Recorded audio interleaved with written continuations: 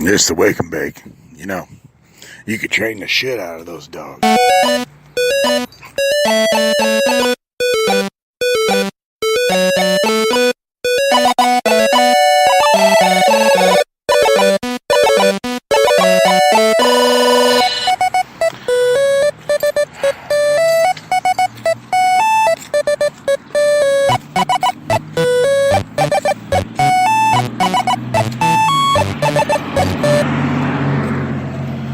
So good morning, everybody. It's been a while. It's been a long time. Took a little bit of a hiatus. Was still paying my monthly fees though. But yeah, just took a little vacay. I mean, it wasn't really a vacation. It was like a workcation. Doing the podcast is more of my luxury time, my downtime. But you know, I feel like a lot of people don't do stuff that's like that proactive. Like it's very proactive to their immediate area. But I just don't feel like, for the most part, once you get out of a person's house, or a person gets out of their house, they're kind of like sheltering themselves from helping or doing anything outside of their comfort zone. And, comfort zone is one of those things that the world is getting a lot of. I was talking about it the other day to somebody. It's like I was like the last. I feel like I was like the last generation that had sand in the fucking park, or in elementary school, in our school park, or in our school jungle gym area. Like, I don't know. It feels like a lot of lessons have been taken away, and so that's why we're ending up with this this world that we're in. I split my head open. So I'll tell you the story. So there's this kid named John Nims, and he lived in Modesto for a short time. I don't know where he lives now. Probably seemed like a San Diego kid. Seemed like he didn't really belong here. But he was kind of like a bully. He was like just an older kid, and older kids know that they can bully younger kids. And he hung around with some other degenerates of their time. We'll just call them Chad and Casey. Everybody has a Chad, right? I had a Chad that was my own age, but we called him Wilbur. But anyways, or Wilbs, or yeah. Anyways, but John Nims was kind of a bully. He was the littlest of the bullies, but he was an upperclassman, and he hung around with taller kids. Well, Chad was fat, and Casey was tall. And then there was John. He was kind of like the little fucking... Just picture, like, Oliver Tree. Or, Ricky Schroeder. Just that... Or like that kid from the LARPing movie. The Bigfoot gang. The little kid that's got, like, asthma. He's got, like that really fine blonde hair that just, like, it looks like it's, like, hella straight and just, like, that Nordic shit. Anyways, That's fucking John Nims. Who knows what he looks like now? He's probably bald or dead or something, but John Nims. So he was like, always like, just being a punk, you know, because he was older. So he'd like push kids around, and I remember this one particular morning, like, I remember it well because it gave me 20 plus stitches. And we'll talk more about that after this. If you hold back anything, I'll kill you. If you bend the truth, or I think you're bending the truth, I'll kill you. If you forget anything, I'll kill you. In fact, you're going to have to work very hard to stay alive, Nick. Now, do you understand everything I've said? Because if you don't, I'll kill you.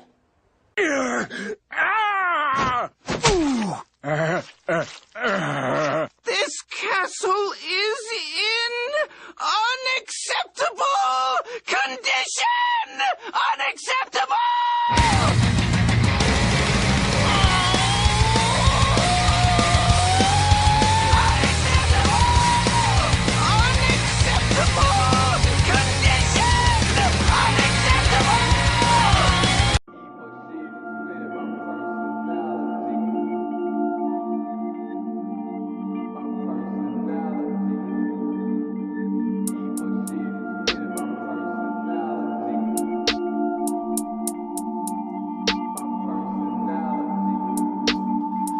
This is the hell that I stepped in, asking for help and direction.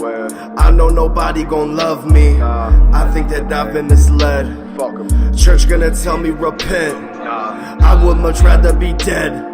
Trapped up inside of my head, but people gon' tell me I'm blessed. I could lose my temper, I could lose my cool, I could snap into psycho mode. Snap into Slim Jim! I could take you up on an offer, I could just take it all. I could take you to school, and we could fight in the gym.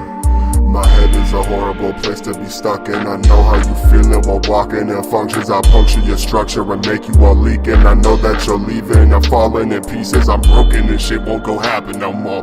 Now I go feel this and scatter my brain. And I know that you killing myself is insane, but you don't even fucking know half of the pain in this. A lot of people talking, but I just keep them straight. People saying shit online, but never say it to my face. I can find out where you stay, I can see you at your place. You can go and try to hide, see your family at your grave. Pussy, try to run up, get your throat cut. Pussy, try to run up, get your throat cut. Pussy, try to run up, get your throat cut. Pussy, try to run up, get your throat cut.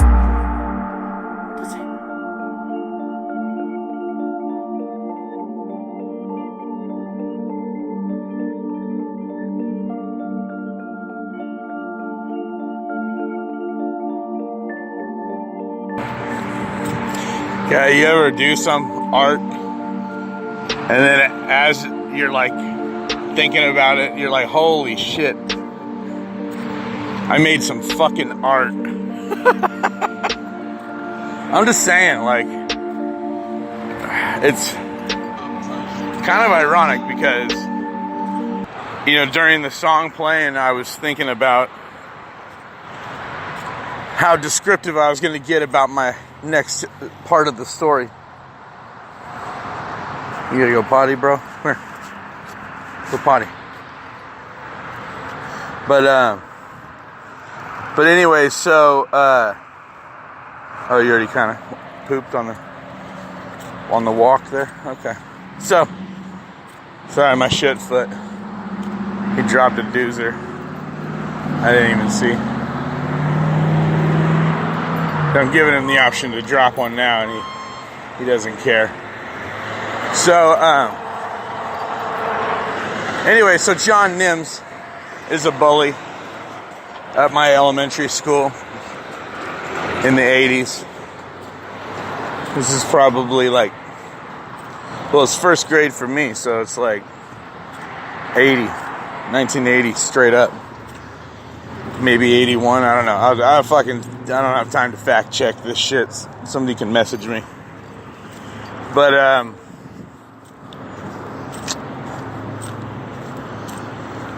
anyway, John Nims, him and Chad and who knows? I know that it was at least two guys.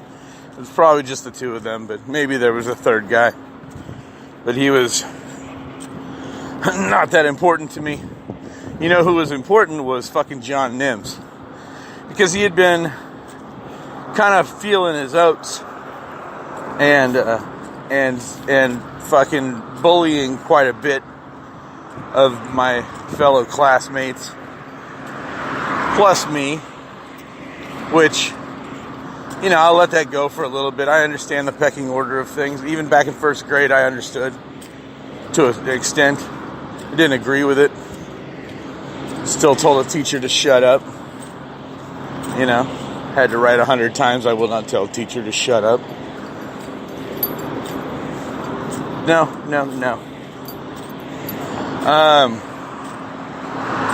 But anyways, as a bully of, I've always considered myself a bully of bullies because it basically, no. I don't have a bag, you asshole, right in front of the restaurant. All I got is this fucking hair thing. Dude, you're such a dick. What is wrong with you? I'm gonna just put it over here. Put it off the step. But now I have shit on my fingers because of you, bro. Dumbass. Anyways, so I see John Nims. He's wearing this fucking PGA Tour, you know, hat like a fucking golfer's hat. You know, one of the snap in the front paperboy styles. And he's just like standing out front. I remember it was white because that actually was part of the reason why I knew if I grabbed it. It was like white with like some silver blue plaid shit going on underneath. And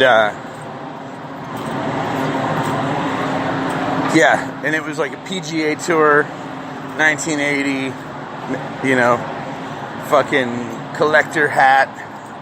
His dad got it for him at the pro store. You know, so he's rocking it. Maybe he went there. You know, I don't know. But I fucking took the hat right off his head as I was walking into the main media center, main office entrance of my elementary school. The media center is connected to the main office hall, and then you have the upperclassmen, you know, directly to the right. And then you go further in, you have a couple other upper class classrooms. And then you got the elementary school, like the lower, you know, like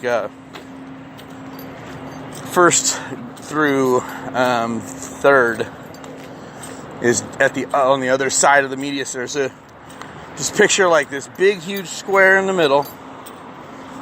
And I'm coming in on one side of the square. Inside the square is some objects. There's like a miniature library, and this is before the computer center, so it was just all library. And then there was like a detention area with like our study hall type area.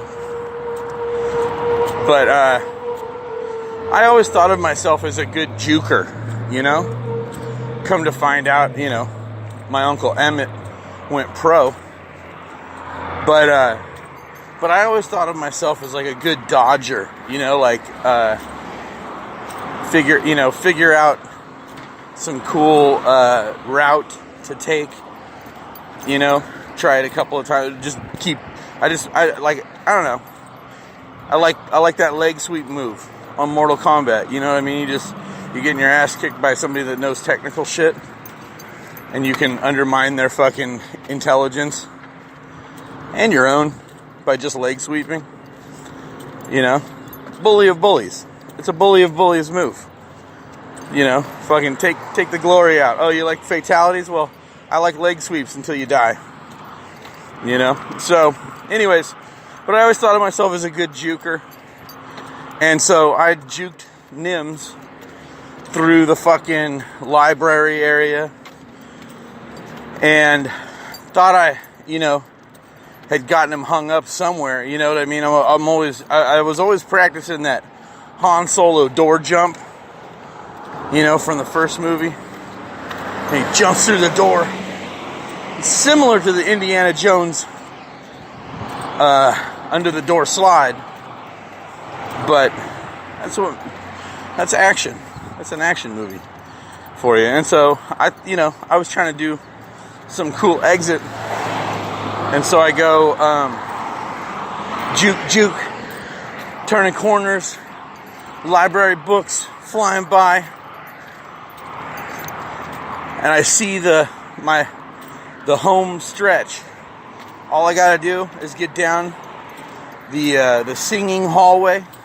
It's where we all would congregate on our knees and sing seasonal songs. We learn like 5 fucking songs a week. And then, you know, of course, recap. And everybody's like, oh, I know this one. Ram, Sam, Sam. But, so I'm running. He's right behind me. I'm like, all I gotta do is make it to my classroom.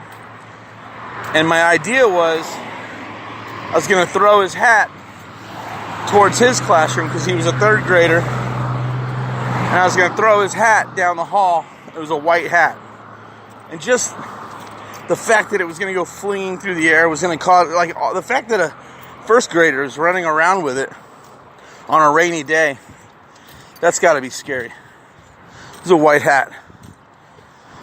So my intention, you know, I'm running for the home stretch, going down the hallway. I'm going to throw his hat down the hallway. I'm going to run into my classroom. Nothing's going to happen. Hey, sorry, I was running indoors on a rainy day, right? Well, oh, how sorry I was going to be. Yeah, bro. We're killing it right now. We're killing it. Are you hungry? Everybody's drinking this soul soup. Like it's the thirst murder later. Sauteed human bouillon. I can put a star on your trailer. Now you're in the real street. And it's not even real deep. It's not even real sleep. The song of the city. Snap on tools, slip on souls. It suits the super pure souls. Doolies on your doorstep. Lilies and bullets. Lilies and bullets. Saute human bouillon. Lilies and bullets. Sauteed human bouillon. Lilies and bullets.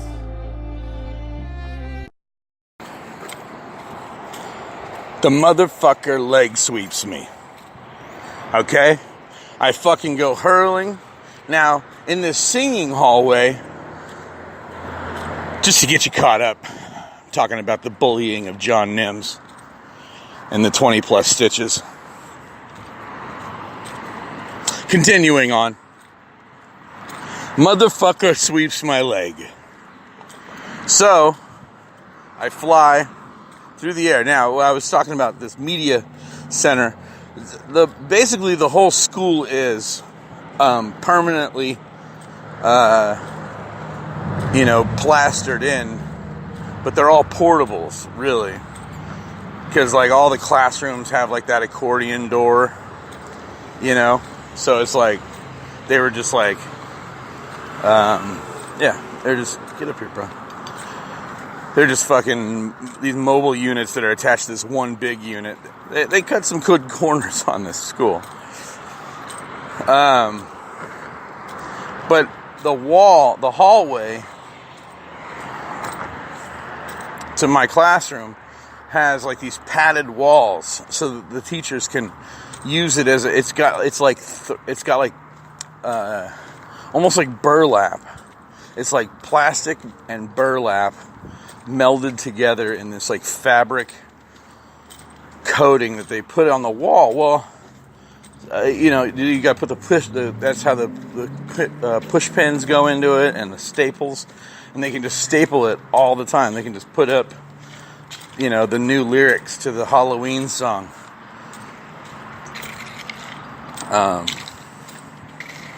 What was it, Old Slim John or whatever.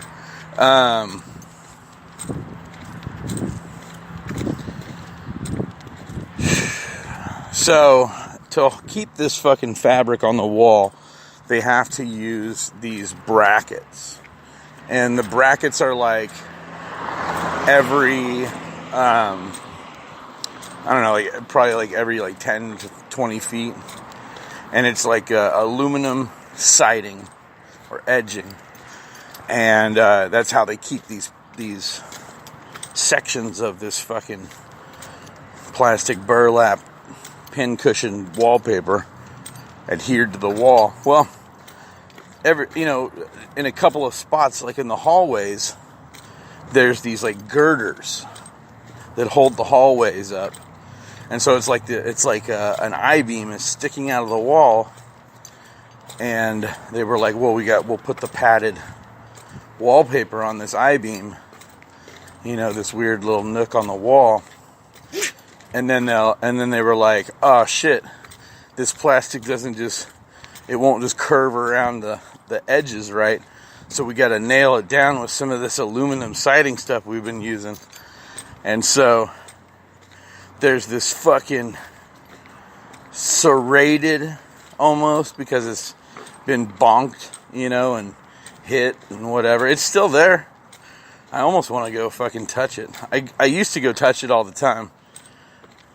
Whenever, after I graduated, every once in a while I'd just go back and reflect on this moment, because I wasn't going to let that shit happen again. But so I fall right into this fucking I-beam with this fucking aluminum corner on it, and it cuts my head because his leg sweeps me, so I trip over my own feet. And all of my body is going into the corner of the wall. And boom. And I remember looking up and John Nims picking his hat up and him being like, that's what you get. And he walked off. And fucking, I got up and I could feel blood. But, you're a kid. You're, like, made of rubber. You don't really know how destroyed your fucking skin gets, like, until it scabs up, and then you just pick the scab.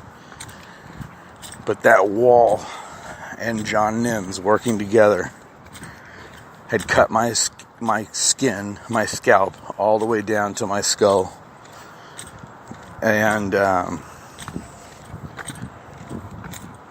I got up and I walked to my teacher. And I don't remember really crying. I just remember being like, I'm bleeding. And she was like, oh shit. And she grabbed like a 4th grader or a 3rd grader that was there. And she walked me to the hospital. Walked me to the nurse's office. And I remember thinking at the time, Like, play it cool, man. This is an older chick right here. You know, be mature like she is. You know, be a cool-headed third grader. And I don't know who that girl was, but I always kind of felt embarrassed whenever I saw her for the rest of my life, until she went away, like probably like the end of my 4th grade career, my elementary school career, 4th grade. But I remember playing it cool, and I went in, and I laid down on the nurse's bed there, cot, and everybody was freaking out, and they called my mom, and she had to leave work, and fucking, I rode in the back of the principal's car. The principal himself drove me to the ER and dropped me off with my mom, and I waited with some brown paper towels, those fucking horrible brown paper towels that don't do shit. Waited with that on my head. I got admitted into the ER, and I got 20 plus stitches in my dome.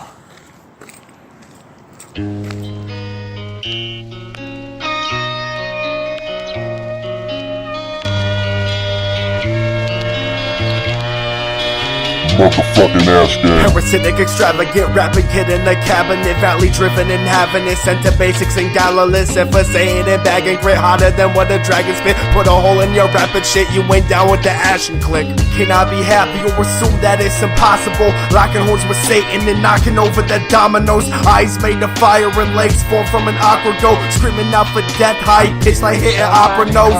I know I often quote people that I really hate, well, cause I think I'm jealous that the fucking music's great. Jealous that I can't think, dishing on the sinner's plate. Jealous that I'm falling second to a person go with faith. I'm a heathen and doing the devil's work. Some may think that I'm creeping, I'm just driving to work, son. Seeping through the cracks of a broken flow, and I hurt one down and out with lunch, so I decide to serve none. A nervous tongue making serpents squirm and run away from a tidal wave of words. Grammar Glocks begin to play.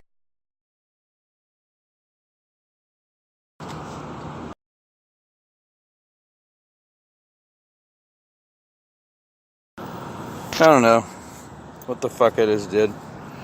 I just did a thing. But,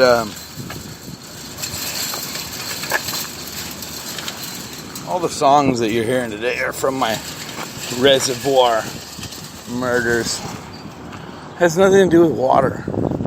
Everybody keeps telling me I spelt it wrong. But, I didn't. I spelled it exactly how I wanted to spell it. Wrong if I was talking about a body of water.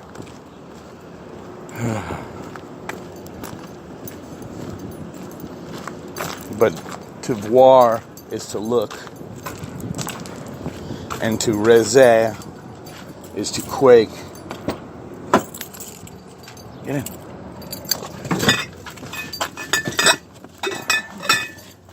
Clumsiest dog in the world. Clumsiest dog. You're the clumsiest.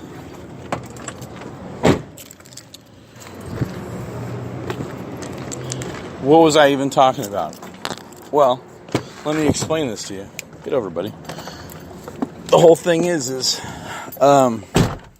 it's not really about John Nims being a bully. It's not about it's not about fucking getting my head cut open. Well, it's a little bit about my head getting cut open. But most importantly, it's really about... Move, dude.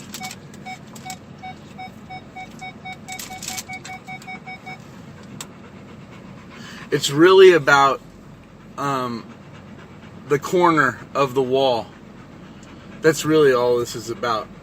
Because the corners of the wall have become padded over the years. And, you know, it's because we don't want our children or the next generation or whatever. We don't want them to have it as rough as we did. But then we're fucking, like, disappointed in them whenever they're pussified. At least I am. I fucking hate pussified shit. I didn't like it whenever I was a kid. You go to a kid's house and they're like, oh, we don't watch G.I. Joe because there's guns. Well, guess what, bitch? There's guns in the fucking real world, too. You know what I mean? I don't know. I worry sometimes that we're fucking up big time. I mean,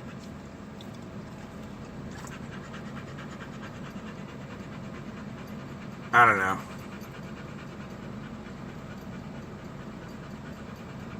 It just seems like we're creating our own problems. You know what I mean? Like some of those fucking other countries out there that are doing mean things to us are doing it because they can. Because we're like those pussy kids that are just fucking taking the abuse instead of standing up to the John Nimses of the world and taking a slice to the head. We're just fucking letting them punk us.